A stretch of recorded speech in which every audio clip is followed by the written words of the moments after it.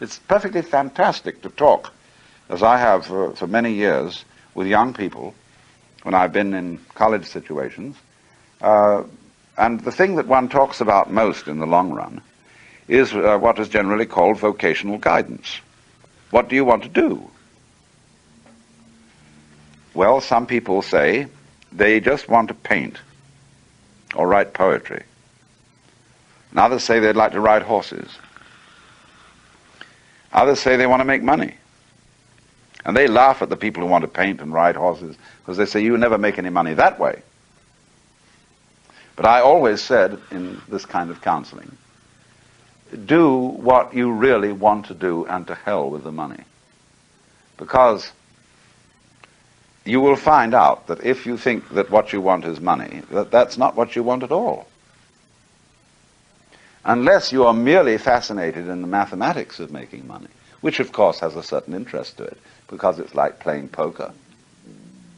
But if you think you want money and that will make you happy, it won't do anything of the kind, because all the extraordinarily rich people I know are for the most part miserable. They have no idea how to enjoy themselves. They are either so absorbed in making and keeping the money and defending it against other people and against the government that they worry about it day and night, or if they don't worry about it, they worry instead about their health or their family relationships. There's always something to worry about. It doesn't matter how secure you are, how well off you are, there's always something to keep you awake at nights if you're the worrying type. And the people who think that what they want is money, they say, well, I'd like to be rich. Well, I would say, be specific. What sort of wealth do you want? You know, you can't drive 6 cars at once. You can't live in 10 homes at once, nor eat 12 roast beefs at one meal.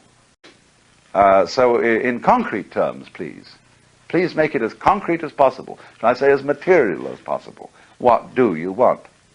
And who do you want to marry? And be specific. Don't just say, I want a beautiful and intelligent woman. Because there is no such thing in the abstract. There is only this particular beautiful and intelligent woman, or that one. So you have to get very specific in thinking this question through. And soon you discover, let's just take the question of marriage as an example. This may seem to be a little bit off the subject, but it really leads directly into it. Let's take the question of marriage. Now, you say, yes, I want this, I want that, I want the other. All right, let's go along now. Would you like a woman who always does exactly what you want her to do? That she fulfills your wishes even before you've expressed them? That she is completely responsive to you? You think that over for a while, and some people would jump at it and say, yes, that's exactly what I want. But I said to think about it just a little bit more, will you? And they go on thinking a while, and they suddenly realize that what they would have would be a plastic doll. Very highly mechanized one, but very, very complicated one. But that's what it would be. Because she would never be able to surprise you. And so when it would be like a plastic doll, because when you push a plastic doll, it yields. And then when you take your finger away, it goes back to its ordinary position. Well, then you push that and it behaves that way. You say, that's not alive. That's just a doll. But what you like about a real live woman is that if you push her a little bit, you don't know what she's going to do next. And so she comes back at you, and you realize that she is a center of life, just like you are. See? Or she's another one. And that's interesting. Now, this moral is, in other words, applicable to everything. If you want to control everything, all you will have will be a doll. But we want it to bounce back in an unpredictable way. But not too unpredictable. But the something else we want, you see. We want a relationship with a real living being. And that means you've got to let things get out of control so that you can be surprised. Now notice, and we're going to come back to this, notice. That's the state of affairs we're in, however much we may complain about it.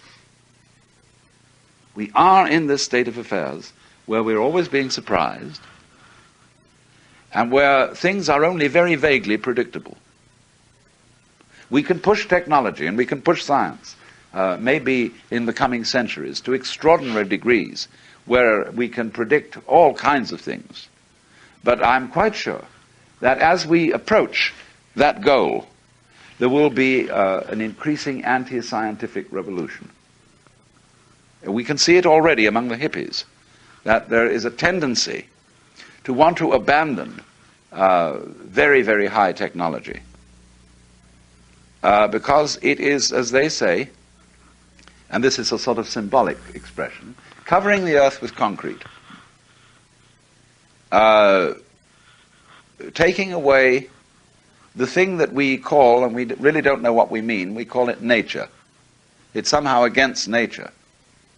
And when we say nature, we mean the smell of the earth, we mean the wind in the trees, we mean vegetation, grass, clouds, water, all sorts of funky things. And there's something in us, you see, that yearns for that always. And yet we have a battle inside ourselves. When it gets too funky, we say it stinks and we want to clean it up. And we're always trying to straighten things out. Nature is all wiggly all over the place. But whenever you see anything straight, like a house or a highway or factories, you know people have been around. Because they always make things straight. They're bothered by wiggly things, even though we're all very wiggly. So we're always straightening it out. And so, yet at the same time, when we get it too straight, we don't like it. But what do we want?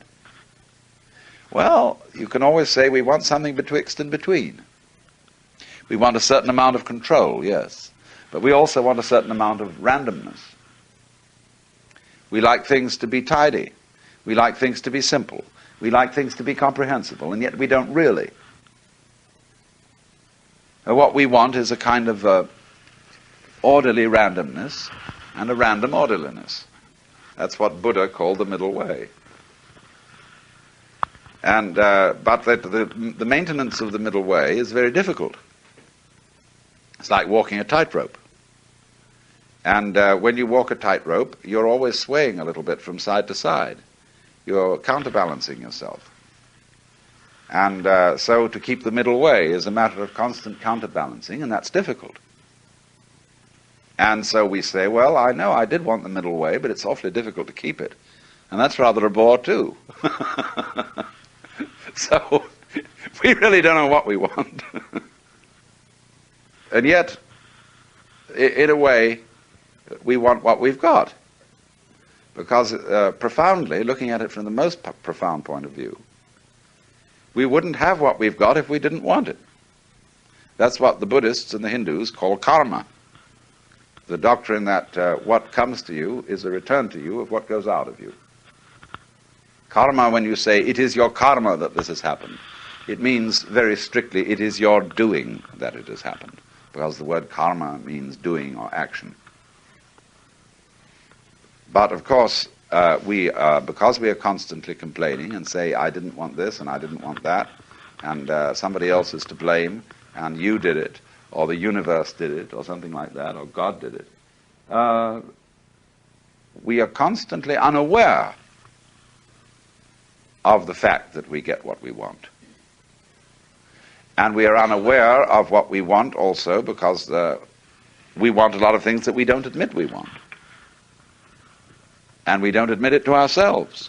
You know that time and time again where somebody wishes their mother was dead, but can't possibly admit that. And finally they go to psychoanalysis, and it comes out they really do wish their mother were out of the way. And, that's a great revelation. So in the same way, you will find we have all kinds of concealed wishes that we won't admit. And if we really went into it, I think we would find that we are, on the whole, living the way we want to live. That would be embarrassing to find out for very many reasons, not only because we would discover all sorts of villainy within ourselves, but also because we would discover a great deal of power within ourselves. And that's dangerous because you might begin to think you were God. And this then raises the second problem. The moment you really get into it, when you ask, what do you want? It raises the second problem, who are you? What are you? And we haven't thought that over by a long shot. Because let's just consider a very simple problem in perception. You cannot identify visually a figure without a background. You cannot identify a sound unless it can be heard against relative silence, or in combination with a limited range of other sounds, again against silence, as in listening, say, to four-part music. If you can't have the sound without the silence, if you can't have the figure without the background, doesn't it occur to you, if you think about it, that the sound and the silence are all part of the same process?